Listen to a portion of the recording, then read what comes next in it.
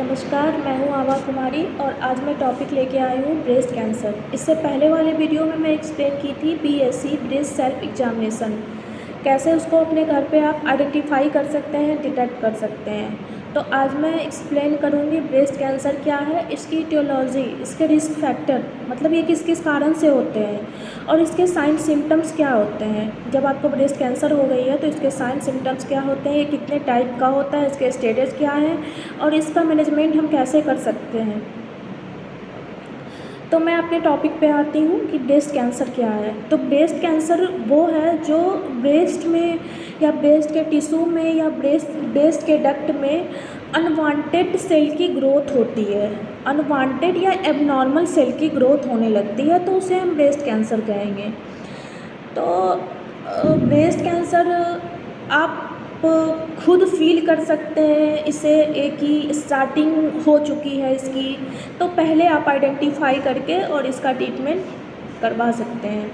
अब मैं आगे आती हूँ कि इसकी टियोलॉजी क्या क्या होती है, इसके रिस्क फैक्टर मतलब ये हो भी सकता है इस कारण से या नहीं भी हो सकता है।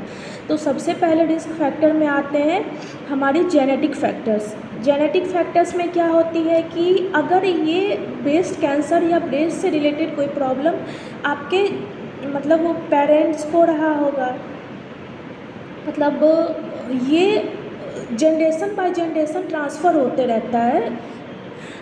और दूसरी है कि एज भी मेन इम्पॉर्टेंट है कि कोई जैसे कि कोई वुमेन है उनकी एज 55 से एवब जा रही है या 50 से एवब जा रही है तो उन्हें भी चांस है ब्रेस्ट कैंसर होने का, क्योंकि ये मोनोपोज 45 या 50 केस में होती है। मोनोपोज मतलब मेंस्ट्रुअल साइकिल जब स्टॉप होता है 45 और 50 के बीच में, तो अगर वो स्टॉप हो रहा है तो उसके बाद चांस है कि ब्रेस्ट कैंसर कॉज हो सकता है। तीसरी आपकी कॉज है कि अगर आप अल्कोहल ले रहे हैं, अल्कोहल अगर आप एक्सेसिव अमाउंट में ले रहे हैं, मतलब 1 डे में 2 to 3 टाइम्स, तो आपको चांस है कि ब्रेस्ट कैंसर होगा। या फिर स्मोकिंग कर रहे हैं तो उससे क्या होता है, लंग्स के जो एल्वोली होते हैं वो कोलैप्स हो जाते हैं और वो ब्लड जो गैसियस एक्सचेंज होता है वो प्रॉपर नहीं कर पाते हैं, तो इस कारण भी आपको ब्रेस्ट कैंसर हो सकता है। उसके बाद और अगर आप अंडरगारमेंट्स यूज कर रहे हैं तो वो बहुत ज़्यादा टाइट पहन रहे हैं तो उसके भी कारण हो सकती है। ओबेसिटी आफ्टर मोनोपोज मतलब आपकी मेंस्ट्रुअल साइकिल जब स्टॉप हो गई है उसके बाद अगर आपकी ओबेसिटी बढ़ रही है, मोटापा अगर आपका बढ़ रहा है तो भी चांस है कि आपको ब्रेस्ट कैंसर हो सकता है।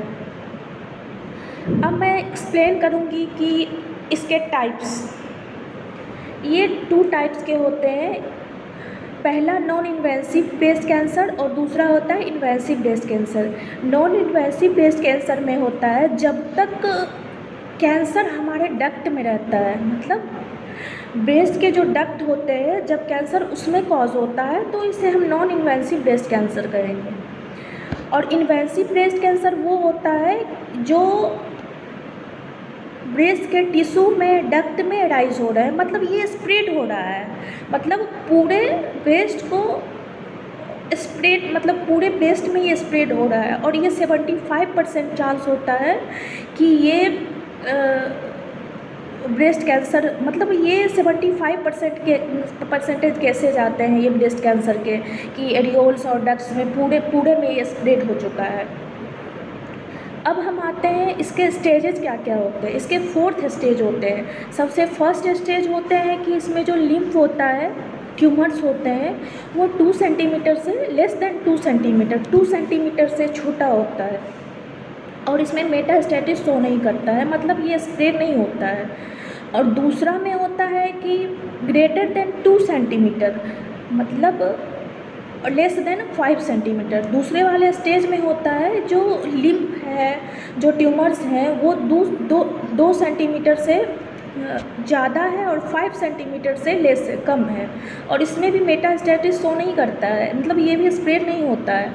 तीसरे वाले स्टेज में होता है कि ये ग्रेटर देन 5 सेंटीमीटर। अब ये 2 सेंटीमीटर से ज़्यादा 5 सेंटीमीटर हो रहे हैं, और 5 सेंटीमीटर से ज़्यादा और एनी साइज, किसी भी साइज में हो सकते हैं, 6 7 8 9 10 कोई भी। और इसमें भी मेटास्टैटिस शो नहीं करता है। लास्ट में जो है फोर्थ स्टेजेस जो है, इसमें मेटास्टैटिस शो करता है, ये स्प्रेड होता है लास्ट में, और ये किसी भी साइज में हो सकता है। मतलब यहाँ पे कैंसरस कॉज हो चुका है। अब क्लिनिकल मैनिफेस्टेशंस में हम देख सकते हैं कि जब ब्रेस्ट कैंसर हो रहा है तो उसके बाद के साइन और सिम्टम्स क्या क्या हो सकते हैं। अगर ब्रेस्ट कैंसर कॉज हो गया है तो उसकी sign symptoms, first sign symptoms होते हैं, निप्पल डिस्चार्ज होने लगता है, निप्पल से ब्लडी या फिर क्लियर लिक्विड डिस्चार्ज होने लगता है। उसके बाद निप्पल रिट्रैक्शन होने लगती है। उसके बाद अल्सर एंड एडिमा होता है, वहाँ छाले हो जाते हैं और एडिमा फ्लूइड का एक्युमुलेशन हो जाता है। ऑरेंज पिल लाइक स्किन हो जाता है ब्रेस्ट का, और ब्रेस्ट एसिमेट्रिकल हो जाता है, एसिमेट्रिकल नहीं रहता है, मतलब शेप साइज में चेंजिंग आ जाती है ब्रेस्ट में। और डिम्पल ऑन द स्किन मतलब ये अंदर की तरफ धसा हुआ होगा।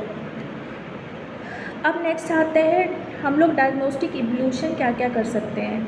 डायग्नोस्टिक इवोल्यूशन, सबसे पहले हिस्ट्री कलेक्शन होता है। इसमें हम पेशेंट की हिस्ट्री कलेक्ट करते हैं। सबसे पहले पेशेंट जब आता है तो उससे पूछते हैं कि प्रेजेंट में उनको क्या क्या प्रॉब्लम हो रही है, पास्ट में कोई प्रॉब्लम तो नहीं थी। लास्ट में उनसे पूछेंगे कि फैमिली हिस्ट्री लेंगे कि उनकी फैमिली में भी किसी को ये डिजीज़ थी, क्योंकि मैं पहले बताई हूँ इसके रिस्क फैक्टर जेनेटिक फैक्टर भी हो सकते हैं, तो उनकी फैमिली हिस्ट्री लूँगी। उसके बाद फिजिकल एग्जामिनेशन करेंगे। फिजिकल एग्जामिनेशन में आता है इंस्पेक्शन होता है, पल्पेशन होता है।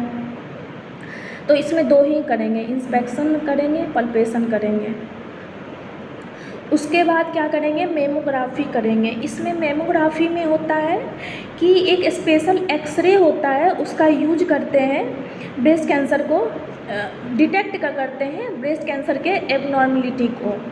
उसके बाद बायोप्सी करते हैं। बायोप्सी क्या होता है कि किस टाइप का ये कैंसरस है, नॉन कैंसरस है या कैंसरस है। बायोप्सी में क्या होता है कि जहाँ पे आपका ट्यूमर का फॉर्मेशन हो रहा है, वो वहाँ से छोटा सा मतलब पीस लेते हैं और उसको लेबोरेटरी में सेंड करते हैं चेक करने के लिए कि ये कैंसरस है या नॉन कैंसरस है, तो इसे बायोप्सी कहते हैं।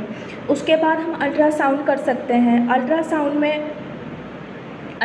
में ये डिटेक्ट करते हैं कि वो जो लिम्फ है, ट्यूमर है, उसमें वो टेंडरनेस मतलब वो सॉलिड मास है या फिर उसमें फ्लूइड का एक्युमुलेशन हो रखा है। उसके बाद हम MRI करते हैं, मैग्नेटिक रेजोनेंस इमेजिनरी। उसके बाद कंप्लीट CBC करते हैं, कंप्लीट ब्लड टेस्ट। इसमें ब्लड में कोई इन्फेक्शन तो नहीं है या फिर कोई चीज़ बढ़ा हुआ तो नहीं है। LFT करते हैं, लीवर फंक्शन टेस्ट करते हैं, चेस्ट एक्सरे करते हैं। उसके बाद हम आते हैं इसका मैनेजमेंट हम कैसे कर सकते हैं। अगर किसी को लीवर कैंसर है तो उसकी मैनेजमेंट क्या है। सबसे पहले इसमें केमोथेरेपी देते हैं। केमोथेरेपी में क्या होता है कि साइटोटॉक्सिक ड्रग्स होते हैं, कुछ साइटोटॉक्सिक ड्रग्स होते हैं जिसका यूज करते हैं हम केमोथेरेपी में, क्योंकि वो जो इसलिए करते हैं कि वो जो कैंसरस सेल होती है वो डिस्ट्रॉय हो जाए साइटोटॉक्सिक ड्रग देने के बाद। और ये साइटोटॉक्सिक ड्रग्स होते हैं साइक्लोफॉस्फामाइड, मेथोट्रेक्सेट और डॉक्सोरुबिसिन। ये और भी बहुत सारे ड्रग्स होते हैं, लेकिन मैं आपको 3 का नाम बताई। ये केमोथेरेपी में यूज करते हैं साइटोटॉक्सिक ड्रग्स के रूप में। अब केमोथेरेपी देने के बाद इसके साइड इफ़ेक्ट्स क्या क्या हो सकते हैं। सबसे पहले एलोपेसिया क्या होता है, इसमें हेयर लॉस हो जाता है एलोपेसिया में। उसके बाद लॉस ऑफ एपेटाइट, भूख नहीं लगती है, और